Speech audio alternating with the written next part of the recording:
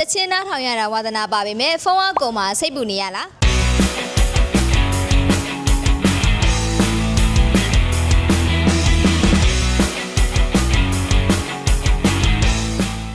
ဒါဆိုရင်တော့ Hoco E88 ကား Bluetooth လေးကိုဆောင်းထားတင်တယ်နော်သူ့မှာ max output 120W တောင်ရှိတာကြောင့်ဖုန်းတင်မကပဲတခြား device တွေကိုပါအမြဲဆုံးအသွင်းပေးနိုင်တဲ့ PD20W နဲ့ 2C 3.0 fast charging စနစ်တို့ပါဝင်ပါတယ်နောက်ပြီးကားရဲ့ secret lighter ပေါက်ကိုပဲတစ်ခါတည်းပြန်ချန်ပေးထားလို့တခြားပစ္စည်းတွေကိုပါထပ်ဆိုင်သုံးလို့ရတာမို့တော်တော်လေးအဆင်ပြေပါတယ်